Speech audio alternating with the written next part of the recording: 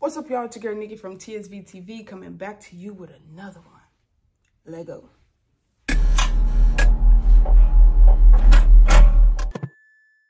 All right, y'all. So I've been gone for a minute. Took last week off to catch up just on life, but we back and we better. Next couple of videos are going to be absolutely crazy. I'm looking right now at about 10 to 15 more shirts that I am going to be showing you guys in the next Throwback Thursday, so next week. So stay tuned for that. But in today's video,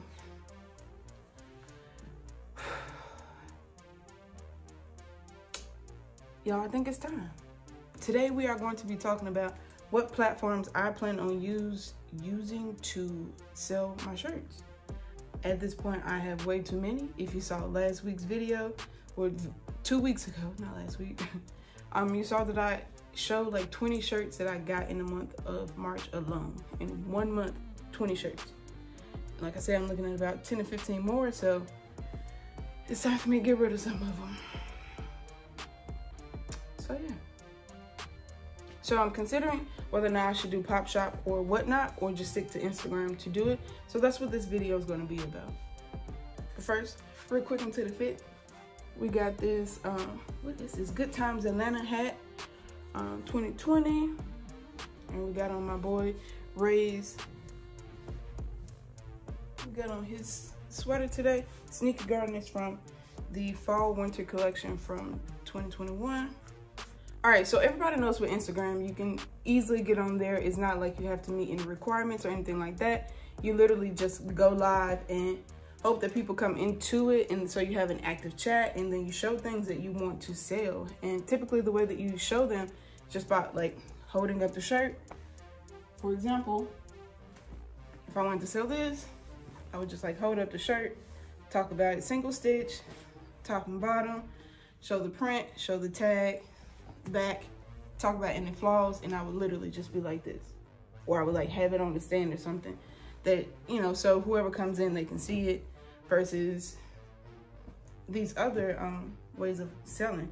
So we'll talk about those in a minute. But sticking with IG, of course there are a couple of flaws as well as some, you know, some pros with it. I think the pro is that it's like tied directly to your Instagram, so people see you, they interact with you from your personal page instead of it being through like a third-party app or something.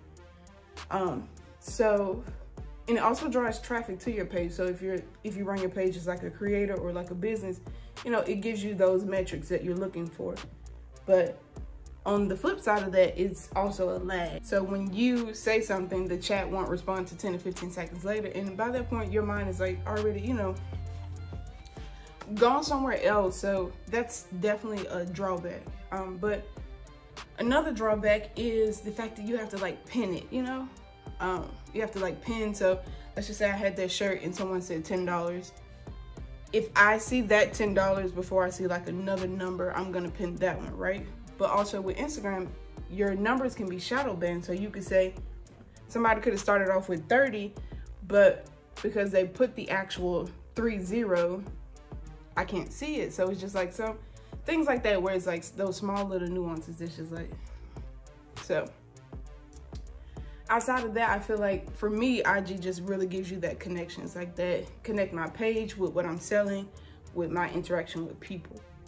But I think that the cons definitely outweigh the pros. So that's why I'm considering some of these other live stream platforms. So let's go right into Popshop first. All right, so on Popshop, it's not like IG where you can just go on there and start a live video. You have to actually submit an application.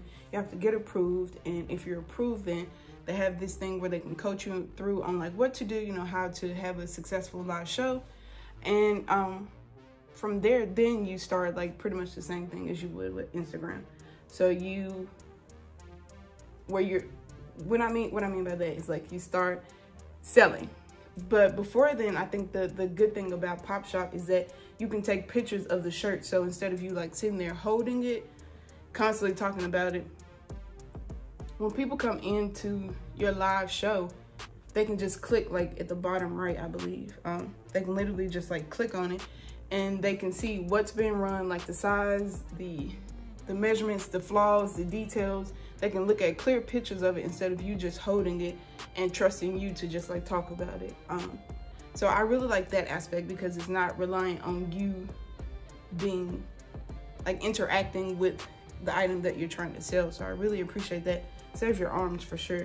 Oh, so going back to IG real quick. So when you sell the thing, you have to trust that the buyer is actually going to go through with it there. So when y'all get in the DMs, you have to trust that they are going to actually buy it and not come up with some BS excuse on why they can't buy it. Then once they actually say, cool, I'm gonna buy it, you have to trust them to send you the money, just like they have to trust you to send them the product. So on Instagram, it's like, it really is just you two in like a private setting almost. So that can be a little iffy.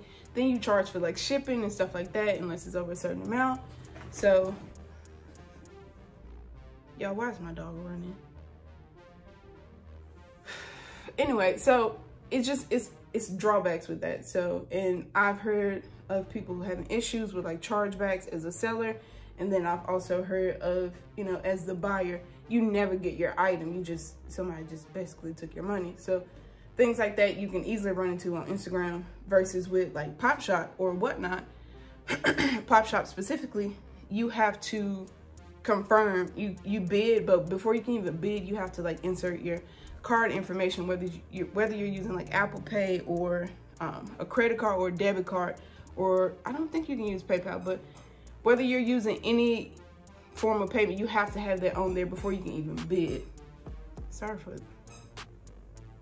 Y'all, it's okay. So I really like that because then it eliminates this need, this idea of that you can like bid without paying, you know? So it just eliminates that bullshit ass mentality of, oh, I'm a bid, run it up and not pay you. Going back to the payment. So once you have as a buyer, once you already have your information loaded on there, then you can bid, because it's relying on the fact that you're going to accept that bid at the end once you win the auction, and that you're going to pay. So it's like this, you know, it's like a live payment thing versus you talking about it in the DMs after the live or while the live is still going on if you were on Instagram. So I like that. I definitely like that, because in previous on previous lives, I've like sold some stuff and then people don't pay until like the next 2 or 3 days, and I'm like, nah, you can keep your money. I'm not selling it to you because I can't trust you. So yeah. What else, guys? What else?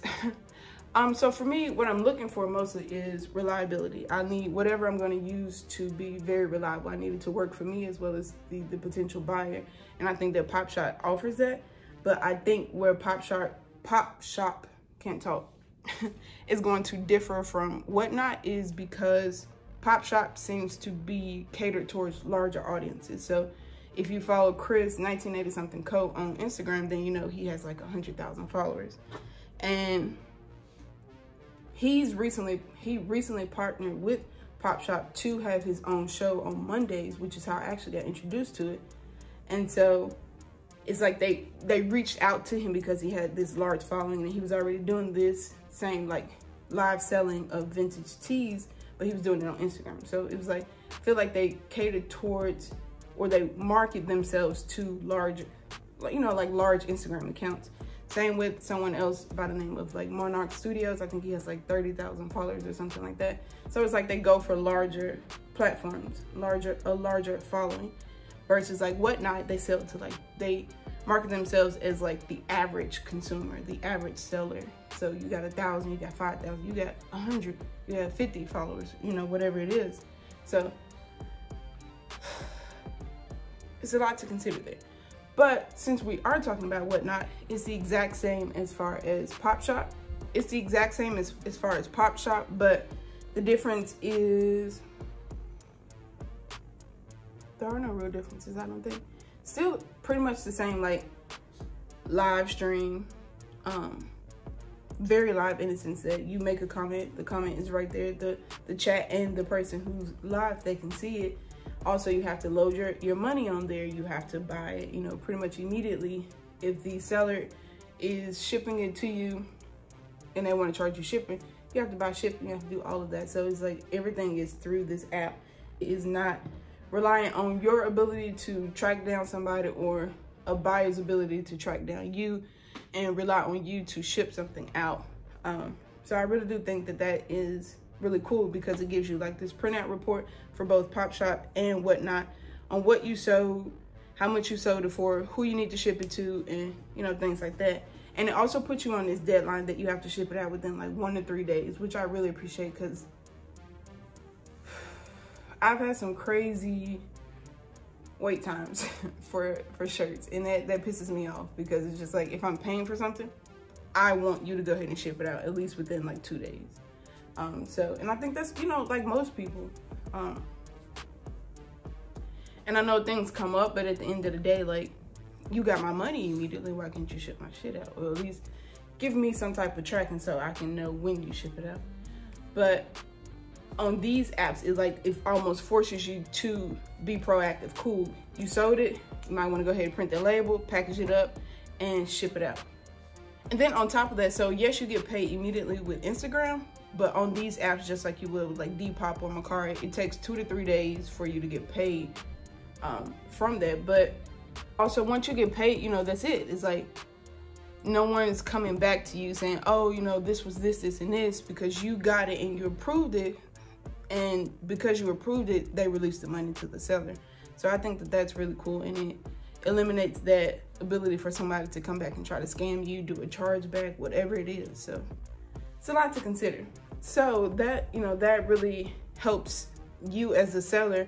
And from a buyer perspective, it gives you this sense that like your purchase is protected, because it's through this actual third party like website or app. And so I think that that offers some security for both sides, for both parties. And then on top of that, like, you can charge shipping, and I think Popshop does charge like $5.99 shipping, or you can add your own depending on if you're shipping internationally, which is usually like $25. All right, y'all, so that is going to do it for this video. Like I said, I am heavily considering selling a good bit of my collection, just because I really want to continue to hone in on the things that I actually like in vintage tees. So that being black music, Scooby-Doo, and that's pretty much it. You know, I enjoy some of the other collections, but for the most part, that's going to be my go-to. So I really am heavily considering selling some of it, and guess we'll just have to stay tuned to see which app I actually go with. I can tell you now, I can't. Guess you would just have to stay tuned. I definitely will keep you guys updated. If there's anything you want, of course, go ahead. You got first dibs. Y'all got first dibs to hit me up on Instagram. Nikki, where am I gonna put it? Somewhere right here. Nikki P_vintage pickups, vintage_pickups with the S. And let me know what you're trying to, you know, what you're trying to buy. Let's work out something, you know, you feel me? All right, but until then, guys, I'll see you on the next one. Peace.